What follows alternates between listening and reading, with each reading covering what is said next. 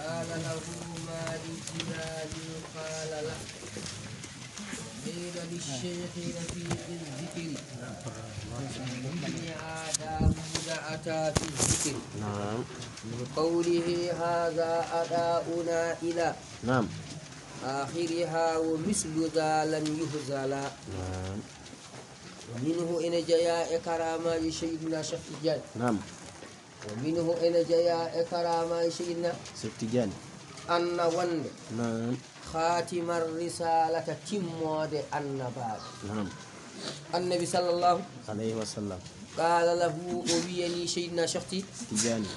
ما قال له كوينو لبلال ابن الرباح النبي وينو سيدنا بلال ويني أن سيدنا شيخ تجاني عند سيدنا بلال كنيم هنو إفاور النبي صلى الله عليه وسلم هنا النبي صلى الله عليه وسلم واتي دي بوتاري دي فدي ما أساتي وي أن سيدنا بلال دي بالدي دي بوتاري دي أسيما وي أي ونو فاور ندوكو هو دويسين النبي يوم انفق يا بلال ولا تخسي من ذي الأرس إقلال اليد أدوكو وني فاور فوف أتو هلتو الله تو باسل أتو هل الله تو باسل انفق يا بلال ولا تخشى من ذي الأرش إقلال اليد أتو هلتو الله تو باسل النبي صلى الله عليه وسلم ينو سيدنا بلال ويني نون سيدنا شختي وي أننا سيدنا شختي انفق ولا تخشى من ذي الأرس إقلال اليد فرون جدير دا أتقولت الله باسل ومنه إن جاء كرامة سيدنا شختي تجاني أن خاتم الرسالة أن خاتم الرسالة أنو تيمين نلال أو أنو تيمين دو نلال وندي النبي صلى الله عليه وسلم قال له أويني سيدنا شختي تجاني ما قاله كوبينو لبلال ابن الرباح ɗum ko annabi sallallahu alaihi wasallam haalde seydina sekti jani kono noon wo qiila kadi wiyanama li cheikhi ceernajo rafi zikiri ɓamtiɗo jangtawol allah wiyani seydina cheikh tidiani joni ko allah nane ko annabi wiyani cheikh tidiani joni ko allah wo qiila wiyanama li cheikh ko allah haala li cheikhi wonande ceerno rafi ɓamtiɗo azzikiri jantawol allah wiyani seydina cheikh tidiani ma atako ari fi zikiri e qur'an libni dawuda allah ne haalday souleymani ibnu dawud ko allah wino souleymani gunda dawuda ko o wiyani noon seydi septidiane sa famandu min qawlihi immorade e konngol allah to suratu sad nde allah hokki annabi souleymani ha timmi allah wi annabi souleymane haha ata'una famnun awamsik bi ghayri hisabi min allah ko min hokkuma mo beleɗa dokka mo beleɗa kaɗa mi jogorani namdadema ko mbaɗɗani haha famnun awamsik bi ghayri ko min hokkuma calcule ala audit ala ko ɗum woni law ɗum woni ministére yaga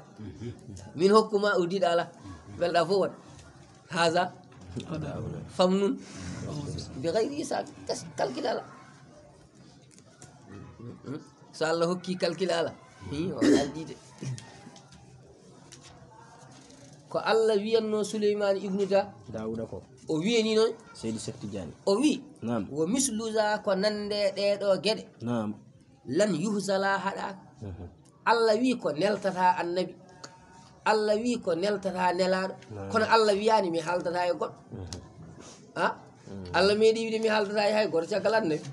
waɗi oto wi ko Allah haalduno e annabaɓe ko haaldata e woɗ mi haalda e woɓɓe kam ɓaɗa Allah ne wuuri ka Allah wi ko mi nelata goɗɗo Allah wiyani mi haldata e goɗɗo Allah meeɗi wiide mi haldata e goɗɗo Allah wi khatimul mukallim kaari woni khatimul mukallam ka wattande kaldiɗo o meeɗi nande wattande kaldi Allah meeɗa wiide mi haldata e goɗɗo وقيل وينام للشيخ تيرنا جرفي بمتيدو الذكر جان الله ويني شيخنا شيختي ما أتاكو أري في الذكر القرآن لابن داود الله نحال داي سليمان بن داود سأندادو من قوله كونغول الله تسوة سعد الله وي أنا نبي سليمان هذا أداؤنا فمنون أوامسك بغير إلى آخرها آية أو كسر ويو مثل ذاك ونندى قال دو قال ديغا الله حال دديك وانا النبي حال ديك مو وانا النبي قال دو قال لن يوزل هذا ده ثم لا هو هذا بانو على تو ودوي وانا ده ودوي وانا ده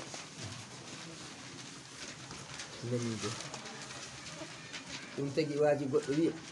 وإن كنت مذكوما فليس بلائق مقالك هذا المسك ليس بفائه وبأن جدو وإن كنت سالاتي مذكوما كمقبال وإن كنت سالاتي مذكوما كمقبال فليس بلائق مقالك فليس بلائق مقالك بعد كا مقبال من كدتا كو حالما أديكا من كتتا كو عالم سوى هذا المسك أو التي قالت الأولي ليس بفائه وأكاني سكا غرد فو أورنو وأكاني سكا غرد فو أورنو ولي ياغل أكاني سكا ويمي أورنا كيران أوراني وانا كو سكا بيا مي أورنا كيران أوراني يانا مقبال لاني أوراني يعني جوغر أوراني ada lati o dum ne jogori wurit yo wa in kunta mazkuman falaysa bila'in maqaluka hadha almisku laysa bifaihi ayi ko beji wolta ko fi angol o wi wa kullu ma yanalu kullu arifin من الخلال ومن المعارف فشيخنا أمده من النبي وحزبه بنيله للرتبة فخدقت ركاب الأولياء لقدمي الشيخ بلمتر وكل ما ينال كلا كن هب كل عارف كلا غند كلا كو غند واوي هب كوتي غند او كوتي جاني ينك ولا ونا تجاني ينك كلا كو غند واوي هب من الخلال اجد ومن المعارف اغند kala ko gando hebi e wadi yagal walla hebi e ganda oto farnude fa shaykhuna ko cerno men amaddahu kanyum woni ko hokkimo ko Cheikh Tidiane hokkata Cheikh Tidiane holto itta Cheikh Tidiane ittata minan nabi ko annabi o sallallahu alaihi wasallam wa hizbihi e fedde annabi woni e annababe heddi holko tagi Cheikh Tidiane kala kebo ko kanyum hokkata dum kanyum tottata dum binaylihi sibu hebi lirrutbati posto andum non ko posto ay ko jogade martaba qurba ko dum nan kala bawno won don kany wayarno banno ko kanko gañi posto kanko wondo banno kanko gañi posto andum ko posto lombade hakkunde annabi e woni e tagone de dum ko posto kala kemno po ko non waya banno ko kanko Allah hokki po sada wela sada metta kanko hokkan wadi kanko wonno hande président hande kay sada wela sada metta fo ko Macky Sall ko ma kura ko ma ndiyam so wi hande yo tajina sare tay balta ko nibbe wadi kanko yi poste on a jabatta la sa sada wela sada me kanko woni président wiide mo wona président ne wonde président وكل ما ينال كلا كن هبا كل عارف كلا غند من الخلال اجد ومن المعارف اغن فشيخنا كو تشيرنو من امده بيدتا مو هلتو تشيرنو من اتا من النبي كو النبي وحزبه افد النبي كو تونو اتا هكتا تاغوري دي بنيله سيم كو كانكو هبي للروتي بك مرتبه كانكو مرتبه قدامي ودا حالم فخدعت ينكنني riqabul awliya daɗe waliyaɓe daɗe waliyaɓe de jankinanima liqada may koyɗe ɗi cheikhi ceerno men bilamtira in sikkitare Allah seyna Cheikh Tidiane meeɗi joɗade ene haala ko Allah hokki ɗum jogui almude wiye Cheikh Mouhamadoul Khalid wi onon onon waliyaɓe on tampini min Cheikh Tidiane waliyaɓe ɓennino mon fof wi ko kañum jogui ɗum jogui annen hande ari o wi ko an jogui ɗum an sa ɓenni kadi goɗɗo ari caggal ma wi ko e joni holno min mbaɗa Abdoul Karim Jeylani en kaali Imamou Sazili en mbi ko kañumen ɓuu hande noon kadi a wi an joni caggal ma kadi so goɗɗo ari wi ko kañum ɓuuri joni tampini min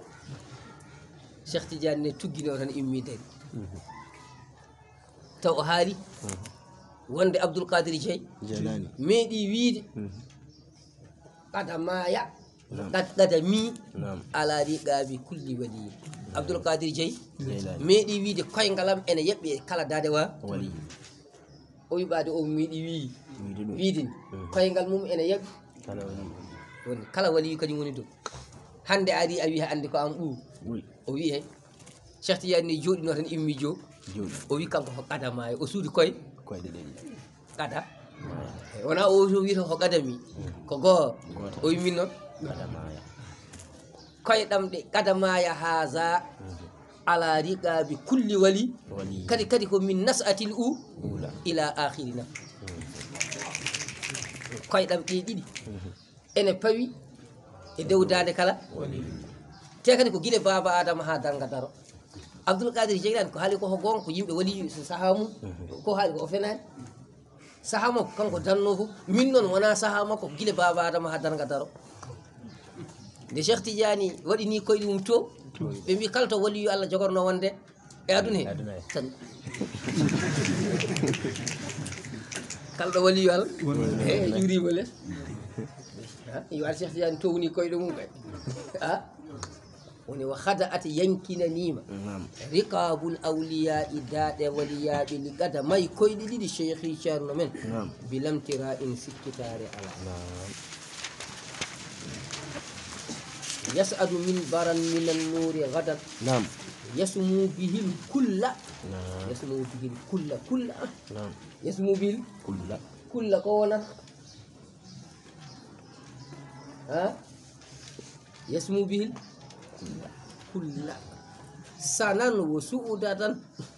summa yunadi inda za munadi ya ahla zal hasri wa hadha an-nadi hadha imamukum wa za mumiddukum fi dari dunyakum bighayri ilmi yas'adu Cheikh Tidiane ene jogori ngabbude gadan jangola min baran annore minan nuri taw fewnora ko annore omo jogori ngabbude e minbar fewnira annore yasmu omo ɓura bihi e on minbar alkulla tagore nde fof omo jogori ɓurde tagore nde fof sanan annore wo suudadani e ko o ɓura tagore nde fof annore e kongu yas'adu Cheikh Tidiane ene jogori ngabbude gadan jango min baran gangunewal minan nuri taw fewnira ko annore yasmu omo ɓamto bihi e min baro alkulla de ayi de yasmu omo ɓa bihi e min baro